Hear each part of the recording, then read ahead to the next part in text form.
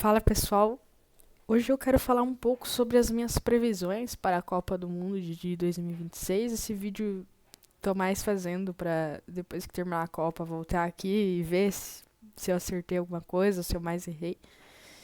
E enfim, para fazer essa discussão, né, eu quero falar sobre a minha previsão para seleção campeã do mundo e o artilheiro da Copa. Esses dois tópicos. E já logo de cara, eu quero declarar aqui que eu acho que a seleção campeã vai ser Portugal. A seleção portuguesa vai levar essa Copa aí. E o artilheiro que eu estou botando fé, que eu estou apostando, é o Kylian Mbappé, da França, obviamente. Vamos falar um pouco então sobre esses favoritos, como a seleção brasileira corre atrás do possível Hexa, né? E antes de mais nada, né, eu quero deixar muito claro que eu estou torcendo para o Brasil. Não é porque eu estou apostando que essa Copa vai ser da seleção portuguesa que eu não estarei torcendo para o Brasil. Muito pelo contrário. Estou torcendo para o Brasil e estou torcendo contra Portugal, mas já deixo claro que a minha aposta aí é a seleção portuguesa. Primeiro pelo Mbappé. Né? Vamos começar pelo maior artilheiro ali dessa Copa de 2026. Por que eu acho que vai ser o Mbappé? O ataque da França é excelente, né? Eu acho que, assim, disparado é o melhor ataque, né? A seleção francesa é uma almanaque, assim, né? Uma artilharia. É um time muito bom. Só que eu acho que o problema do ego ali vai acabar tirando esse grande favoritismo da França. E outras posições também, né, são equilibradas, né, mas em especial o ataque da França, eu acredito que seja o melhor ataque das seleções. A Espanha é um time melhor do que a França, mas porque a Espanha é muito mais equilibrada. E não porque os jogadores, um por um, são melhores, né, do que os franceses. Mas enfim, no último amistoso da França, me bateu uma dúvida sobre quem vai ser o artilheiro da seleção e, consequentemente, o artilheiro da Copa. Porque o Olise simplesmente meteu 3 gols no último amistoso aí da França. E aí a gente tem que se recordar que o Olise, ele joga no Bayern de Munique. O Bayern de Munique que tem o maior artilheiro da temporada europeia 25-26, que é o Harry Kane. Ou seja, o time de Bayern de Munique joga para que o Harry Kane faça gols. Por isso, o Harry Kane é o maior artilheiro aí da temporada e com muita sobra, né? Com muita sobra, extremamente consolidado.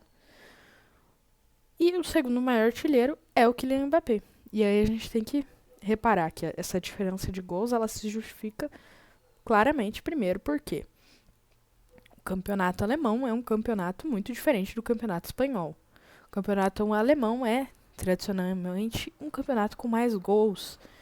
O Bayern de Munique já não é mais aquele time que sobra no campeonato alemão, mas ainda assim tem uma grande disparidade ali de armas entre o Bayern de Munique e muitos outros times da Alemanha. Tem como característica um futebol com muitos gols, né? Se a gente pegar as estatísticas dos jogos do campeonato alemão, né, isso é muito claro. Já o campeonato espanhol ele é um pouco mais truncado, né? E se a gente pegar a temporada do Real Madrid, não é uma temporada boa. Mas, mesmo assim, o Kylian Mbappé continua sendo o Kylian Mbappé. Meteu, acho que mais de 50 gols, se eu não me engano, aí nessa última temporada. Então, assim, dito tudo isso, por que o Olise não tem mais gols por clube? Porque no clube dele, o clube joga para o Harry Kane. Na seleção, por outro lado, nós temos peças muito boas ali mais na frente, né? Mbappé, Dembélé, o Doué e o Olise ali fechando esse quarteto mágico. Então, assim, é muito mais fácil para o Olise fazer gols pela França do que pelo Bayern de Munique. Mesmo assim, mesmo que essa pulga tenha sido plantada na minha orelha, eu continuo acreditando que vai ser o Kylian Mbappé o grande artilheiro de Copas, principalmente porque pelo que ele tem mostrado nas últimas Copas, né? Ele tem sido o cara da França, né, nos últimos jogos, né? Ele tem sido o cara que chama a responsabilidade para ele e que decide um campeonato. Então, por essa razão, eu acho que vai ser o Kylian Mbappé. Ele vai pegar essa responsabilidade da França e vai saber o que fazer, ou seja, vai saber fazer os gols dele. Dito isso, nós precisamos começar a falar sobre as seleções da Copa, né? Muitos supercomputadores, analistas de futebol, jornalistas, etc., colocam a Espanha como a grande seleção aí a ser campeã. E realmente a Espanha é a seleção mais equilibrada dessas seleções, né? A gente tem aí a Espanha, a França, a Argentina, que está correndo por fora. E por que eu aposto em Portugal? Portugal tem peças muito boas que dão um equilíbrio, principalmente no meio de campo, né? Tem ali uma trinca ali muito boa e nós estamos falando de CR7, né? Nós temos Vitinha, João Neves, Rubem Neves, que estão ali, Bruno Fernandes, Bernardo Silva, todos os companheiros aí do Cristiano Ronaldo, uma mistura de jovens com talentos já consagrados, que com certeza vão jogar por Cristiano Ronaldo para que ele faça essa possível última Copa, né? Muitos dizem que ele vai jogar a Copa de 2030 e eu não duvido que ele jogue mesmo. Mas enfim, eu acho que a seleção portuguesa vem correndo por fora de uma forma mais convincente do que esses grandes favoritos. Por quê? Porque o grande favorito, ele vem tendo que se firmar, né? Se provar, de certa forma, assim, né? Tipo, Espanha, França, Argentina, a gente espera muito deles. Eu acho que essas três seleções não vão conseguir lidar com esse grande favoritismo e confirmar esse grande favoritismo na Copa. Ainda que, por exemplo, a Espanha tenha uma seleção muito mais equilibrada, né? Tanto na defesa quanto no meio de campo, como no ataque, né? Uma seleção que tem muito aquele estilo do Barcelona, de controle de bola. Esse estilo de futebol me agrada muito, é o meu estilo de futebol favorito. Tem uma zaga muito bem consistente e consolidada na Espanha.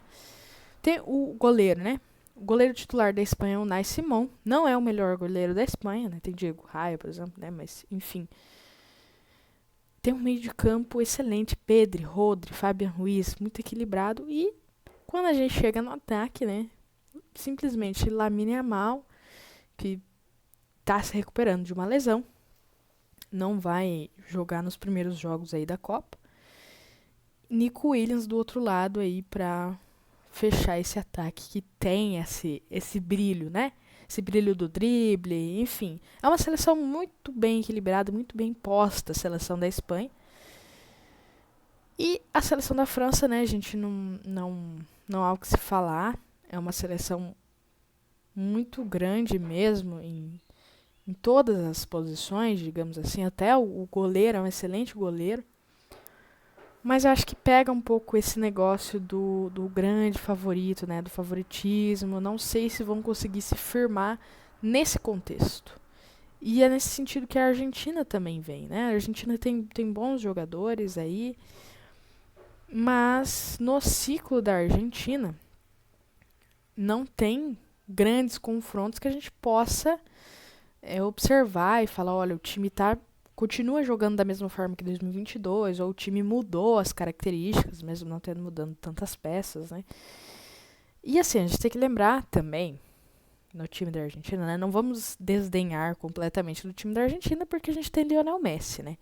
No último amistoso aí contra a Islândia, estava um amistoso completamente morno, 1-0 para a Argentina, no primeiro gol né, um bate-rebate, e a bola acaba entrando, um chute forte, enfim. Primeiro gol terrível, um jogo super morno da Argentina. Entra o Lionel Messi no primeiro toque na bola do Messi. Ele coloca o Lautaro Martinez na cara do gol. Lautaro Martinez sofre o pênalti. O Messi vai lá cobrar o pênalti no seu segundo toque na bola. E ele converte o pênalti 2-0 para a Argentina. Depois ele acha o terceiro gol numa jogada ali de combinação entre ele, o Rodrigo de Paul. Então, assim, Messi é Messi, entende? E aí é que entra a grande diferença entre Messi e Cristiano Ronaldo hoje, né? O time da Argentina ainda precisa do Messi, né? O time da Argentina precisa que o Messi esteja ali, né, coordenando as ações. Hoje, quem coordena Portugal não é o Cristiano Ronaldo. Ele é uma grande liderança, isso sim. É o cara que faz gols, é o cara que também tira coelhos, né, da cartola. Mas, assim, as outras peças conseguem fazer um bom jogo, né? Os outros jogadores conseguem fazer um bom jogo sem o Cristiano Ronaldo. E aí, se você coloca o Cristiano Ronaldo nesse contexto, pronto, um baita time, um excelente time. E é nesse ponto que o Brasil peca, né? A forma como eles jogam juntos. Portugal chegou na final da última Eurocopa, empatou com a Espanha na final e a Espanha venceu nos pênaltis. Ou seja, não é que Portugal perdeu no jogo para a grande Espanha, né? Portugal empatou com a grande Espanha. Perdeu nos pênaltis. E aí, se Copa é Copa do Mundo, né? Por que não apostar em Portugal nos pênaltis? Ou por que não apostar em Portugal ganhando ali de 1-0, 2-0, enfim, um jogo apertado, 2-1, enfim. Por que não? E depois Portugal foi lá nas últimas Nations League, né? UEFA Nations League, e ganhou. Simplesmente ganhou. Então, assim, vamos pegar o ciclo de Portugal? Um ciclo muito bom, muito forte, muito consistente. Eu acho que chegou a hora dessa seleção ser consolidada com a,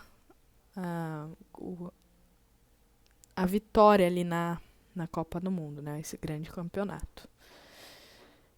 E aí, o oposto de Portugal é o Brasil, exatamente, né? Portugal tem bons jogadores que jogam pelos clubes, bons jogadores que jogam juntos pela seleção. Por isso que eu aposto nesse elenco. É um elenco forte. Um elenco que tem suas individualidades, que tem também uma forma de encontro na hora que jogam juntos. E é esse o grande problema do Brasil. É essa a grande dificuldade aí que o Brasil vai ter que enfrentar nessa Copa do Mundo. Nós temos excelentes jogadores que jogam pelos clubes, mas não pela seleção. Chega na seleção, eles não conseguem jogar juntos. Muito se fala do Bruno Guimarães. Ele é o maior exemplo da nossa seleção.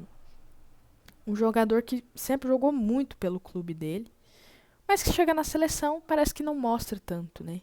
Rafinha, Vinícius Júnior, é ainda mais escancarado, né? São excelentes jogadores, Real Madrid, Barcelona. Chega pela seleção, uma vez ou outra arruma alguma coisa, né? Vini Júnior arruma bem mais do que o Rafinha, né? Convenhamos. Mas é essa a grande dificuldade que o Brasil vai enfrentar. Também tem grandes chances, tá? Porque vai se desenhando um chaveamento um pouco mais fácil para o Brasil.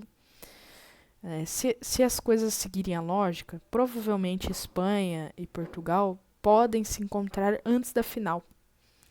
E a França pode ficar do outro lado da chave também.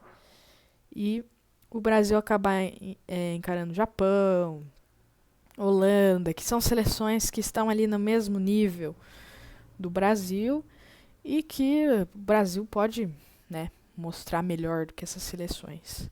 Mas, enfim, o Brasil tem boas chances, depende desse entrosamento. E aí eu acho que é esse o principal defeito da nossa seleção brasileira, o entrosamento do time do elenco como uma seleção, né? Porque se a gente pega, né, vou ser repetitiva, né? Se a gente pega o elenco Portugal, é um elenco junto como seleção portuguesa muito melhor do que o elenco brasileiro. E se a gente está aqui para apostar numa Copa do Mundo que vibra a gente, que faz, né, os olhos brilharem, eu aposto numa seleção portuguesa, na seleção de Portugal, como ela tá entre as favoritas, mas uma favorita que vai despertar mais surpresas do que a gente espera, não como as outras três grandes favoritas: Espanha, França e Argentina. E, ao mesmo tempo, o coração segue torcendo firme para que o Brasil venha e surpreenda o mundo inteiro, mostrando que Brasil é Brasil. Fechou? Pessoal, muito obrigada aí para quem assistiu até agora. E se eu acertar, quem tá assistindo isso aí até agora vai me dever 100zão no Pix.